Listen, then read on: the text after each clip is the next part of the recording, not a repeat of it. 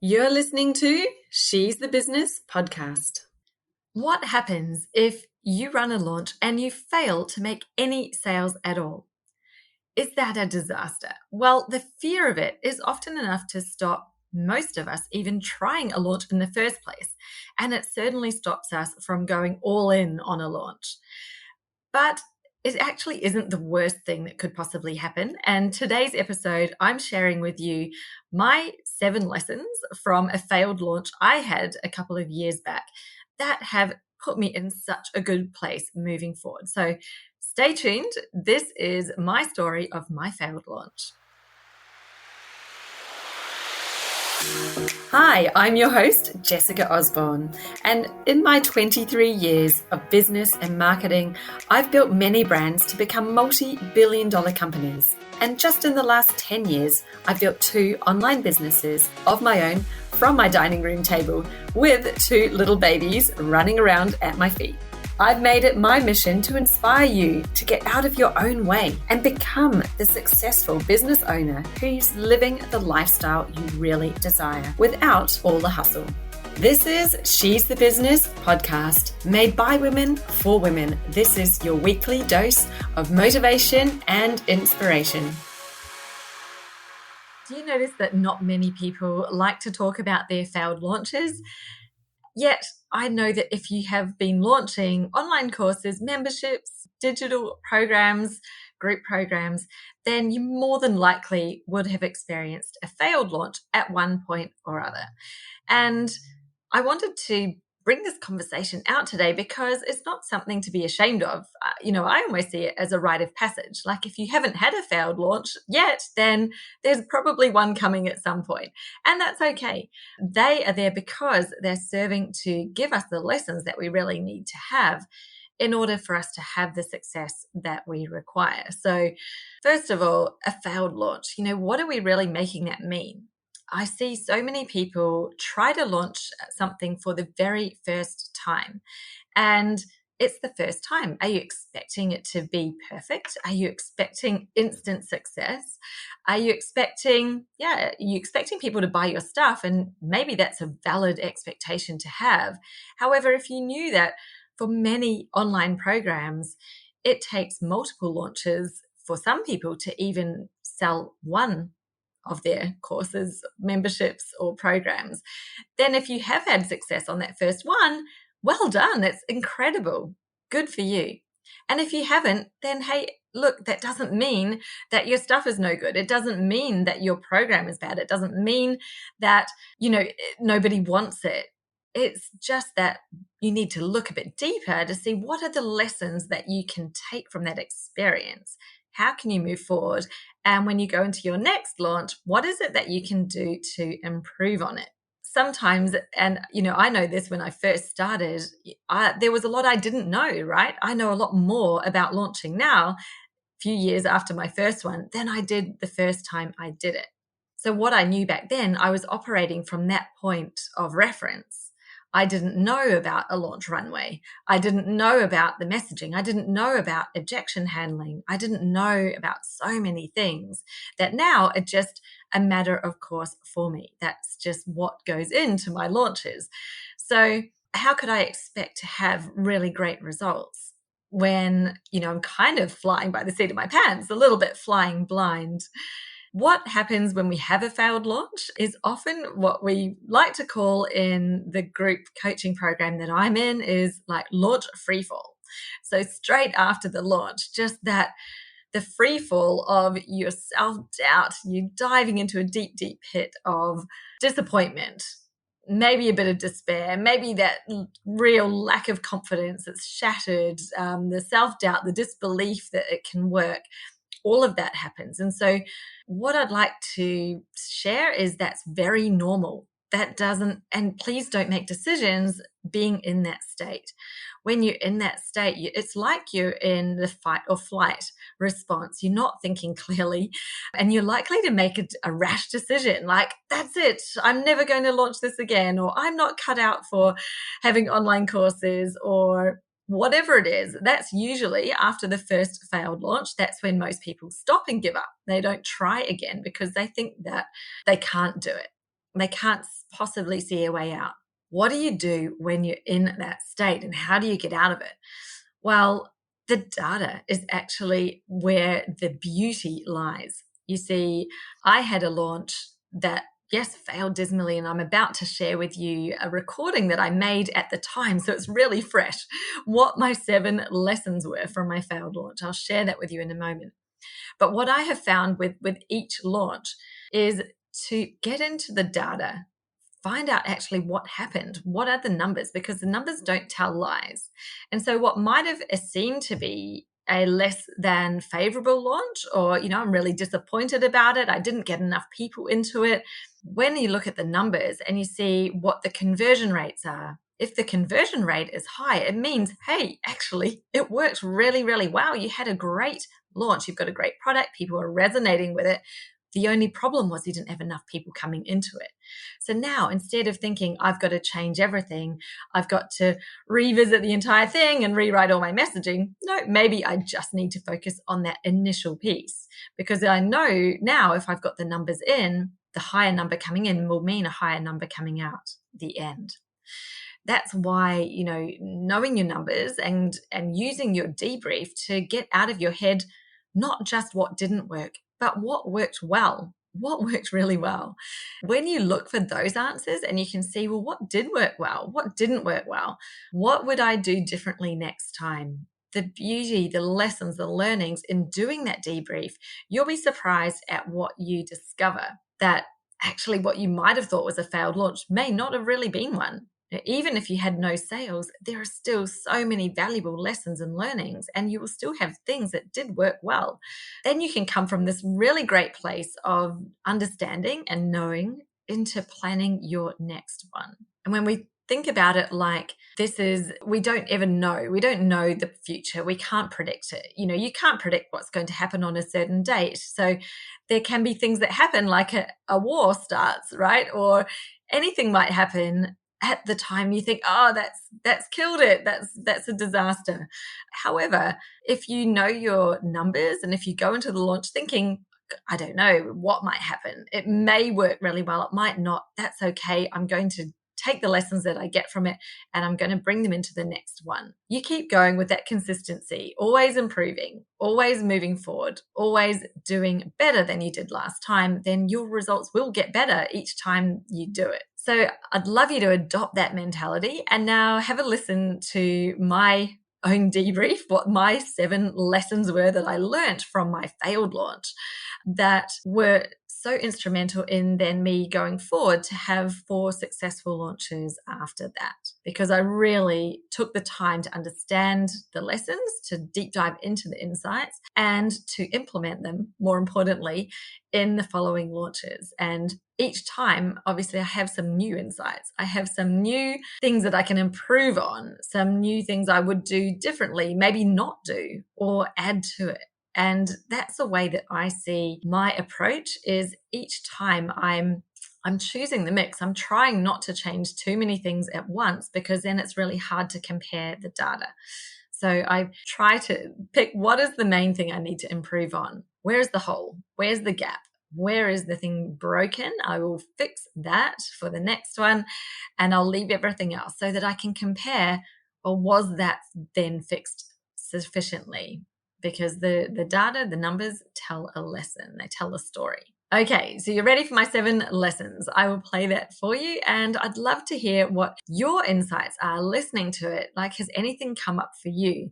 Has it sparked any thoughts, any insights that you have on maybe some of your past launches, if you've done any, or potentially even it's giving you the motivation to just get out there and give it a go if you've been holding back from doing a launch because it seems like a huge thing and scary and maybe you don't want to risk failing. I hope that this episode helps you to feel confident in the fail, confident in a failure. Like, it doesn't mean that that is the end. That just means that at that time it didn't work how you imagined it, but there are many things within it that will have still worked. So send me a message. I'm active in my DMs on Instagram, on Facebook. I love to hear from you. And yeah, I'd love to hear your insights on this interesting topic.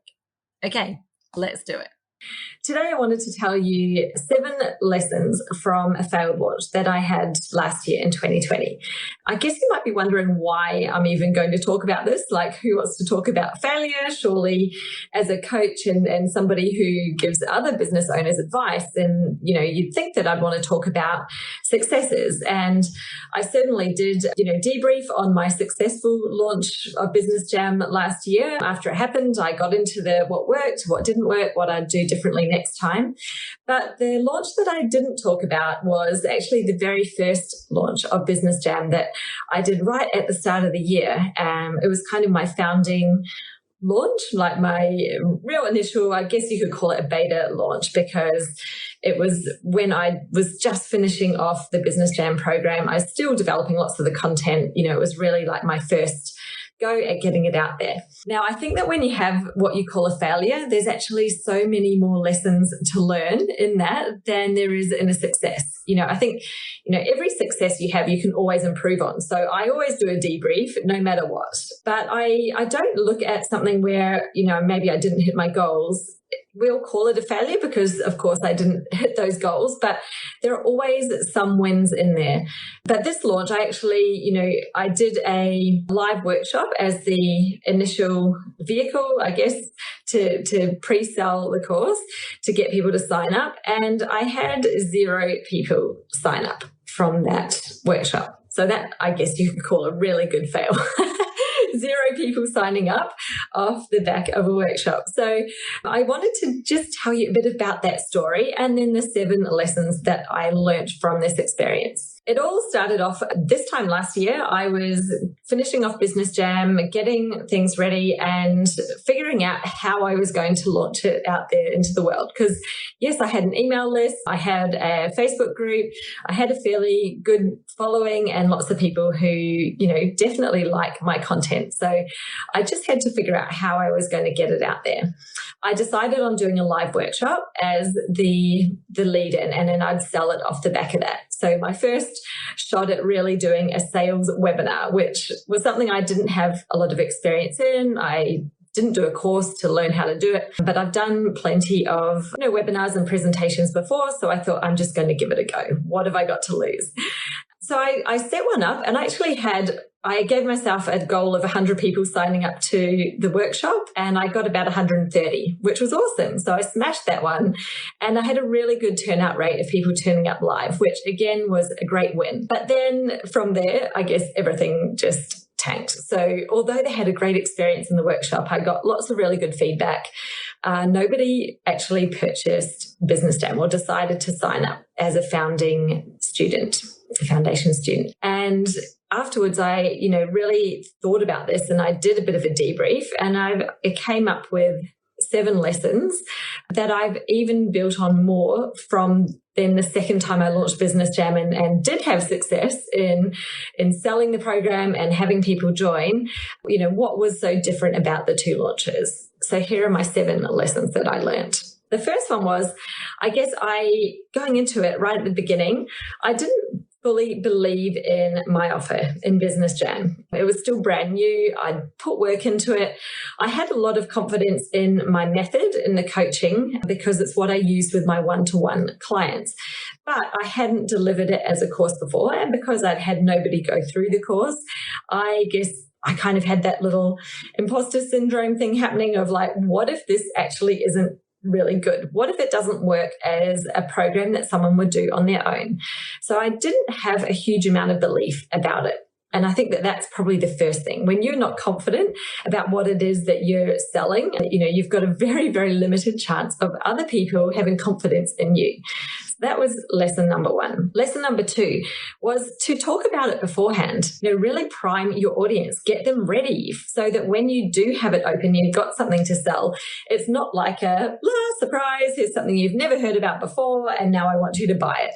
If you have primed them and been talking about it, getting them interested in it in the lead up to it, then when you actually make the offer and you've got the doors open, they're ready to buy, they are ready to buy it, which, yes, being someone who's done marketing, I know this, and yet I didn't do it. I thought, I'll just give it a go and see what happens, given that my audience who I was promoting it to do already know me. It wasn't a cold audience. I'd only invited people who were already on my email list to join me in the live workshop. However, it clearly was not enough. So that was my lesson was, don't assume that even though they know you, that they will still be happy to buy something first time. Definitely need to warm them up, let them know about it, make them aware of what it is before you try to sell it to them. That was lesson number 2. Lesson number 3 was to follow up afterwards. And I think that this, for me, obviously I do this usually, but in this instance, when I first launched Business Jam, because it was brand new, I was literally running down to the wire, like creating the content, trying to get there. I was really focusing on the course, and I didn't focus on the sales system to sell it. So I did the live workshop. I made a very, very offhanded, non-intensive, just announcement about it at the end. Not like some of those webinars you see where people, they go on for like half an hour about their offer and it goes on and on and on. You think, well, I'm sitting on this workshop, but this is actually just a sales pitch. My workshop was not like that at all. It was about 99% content and about 1% right at the end where I told them about Business Jam. And of course, that might be part of the reason I didn't really give them long enough to think about it. And then I didn't do a lot of follow-up. I sent a couple of emails afterwards, but there was no, doors closing, all of that email funnel that happens. I didn't do that. But I think that in hindsight, obviously that meant I didn't remind people about it. I didn't give them, just that encouragement to join and probably go into more of that detail on what it was about and what they would get out of it. So follow up, make sure you follow up well, overcome those objections that that they are probably having when they're thinking about buying. That was lesson 3. So lesson 4 is a little bit similar. Give them a reason to buy it now. And I find this actually with almost anything that I have, even my one-to-one programs, if it's a masterclass or Business Jam. If there isn't a reason to buy now, a lot of people think, oh yeah, that sounds really good. I'll do that soon. I'll do it later. Or I'll come back to this, when I've got the kids to bed, or maybe on the weekend, I'll have a better look at it. And do you know what happens? Life just gets in the way and they don't come back to it. And then maybe they get reminded about it a few weeks down the track and think, that's right. Damn, yeah, I was going to do that and now it's too late. Oh, well. So, give them a reason to buy now. And this is where having a course where it has an opening time, closing time, that really works because, literally this is the reason to buy now. Or you might have an incentive to buy now where you might have an early bird bonus or, a special bonus that's just available for a limited time that helps somebody to make the decision to act. So that was something I completely missed out of the initial launch of Business Jam, where I didn't have a deadline. I didn't have an incentive to act now. I would say that's probably the biggest lesson. That would be the key factor, because I know that there were lots of people who were actually interested and just felt like they had all the time in the world to make a decision. So they took all the time and didn't make one. Lesson number 5, have some clear outcomes. So I think I was really focused on what Business Jam was about and why, and really needed to take it another step further and give people a real clear promise about what they would get from Business Jam. So it's not just like, come and learn your marketing strategy, because obviously you need that to have success in marketing.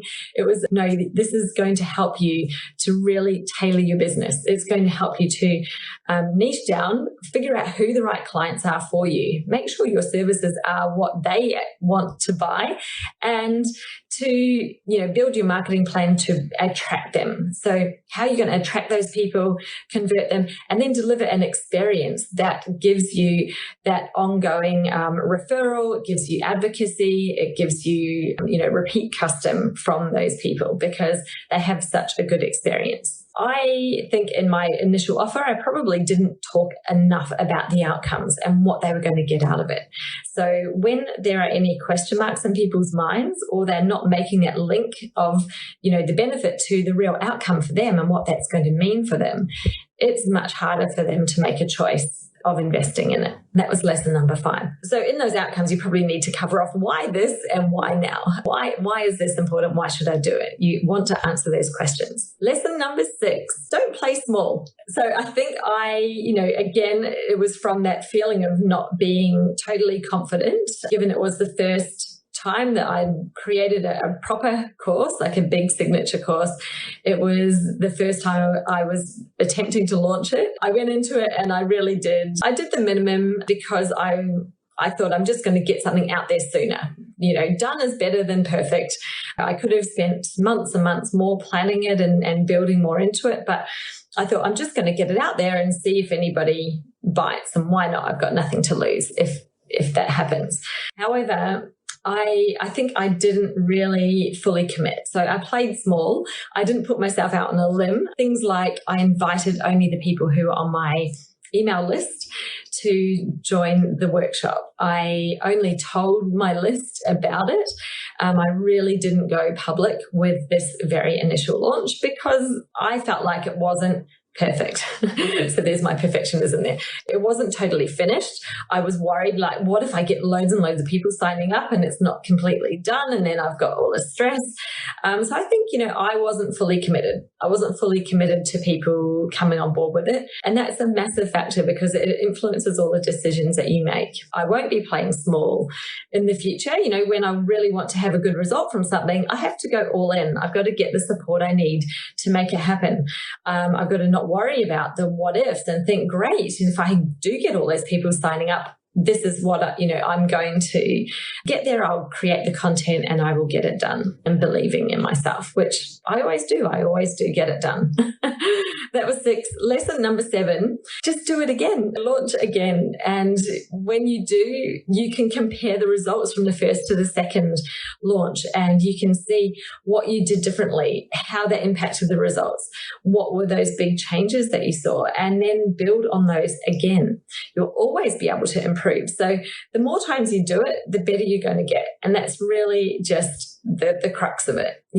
Launch number 2 that I did 6 months later, or not even 5 months after that, I did a lot of things way better. I did a much better pre-launch runway with my content.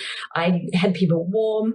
I did a much better job of announcing it, of launching it, of the follow-up, and really making myself available to answer questions and making the offer irresistible.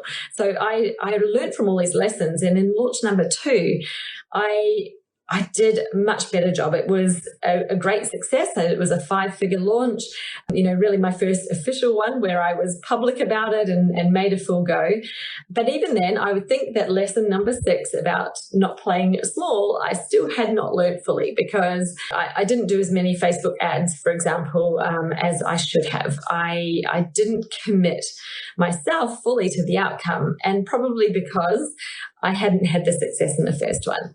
But now that I've had that success in launch 2, launch number 3, I'm going to be taking all of these lessons and the extra ones that I learnt during launch 2 about what did work really well, and applying all of those into launch number 3.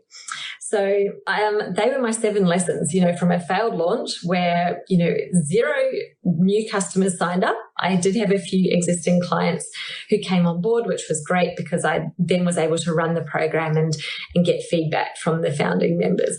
But, technically the launch itself was a complete failure, totally bombed. And yeah, I'm fine with that. You do it again. This is business. You can't expect to do something the very first time and to have the biggest ever success. I think, when you hear a lot of success stories, and there are plenty of them that we can all find when we look online, we'll see loads of success stories, my own included. We all like to talk about them.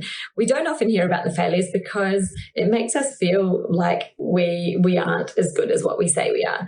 But I don't believe in that. I think that we need to take those failures. We need to understand that everybody who's got anywhere has always had experiences where it didn't work, and that's fine. You just move on from it. But more importantly, do that debrief to really understand what the lessons are from the experience that you've had. I have a full debrief template that I use every time, and I sit down, I crunch the numbers, I look at the stats, I look at my conversion rates on each element, and I see what happened. Because if my conversion rate was good, but it was just the numbers or the volume that was low, then I know all I need to do is get more people in there, and the offer itself is converting at a really good rate. So that's fantastic. It's a much easier problem to fix than if people didn't want it at all. And that's where you really are going back to, your program, your offer, how you're putting it together, what that sales pitch is, what it is that you're telling people they're going to get out of it.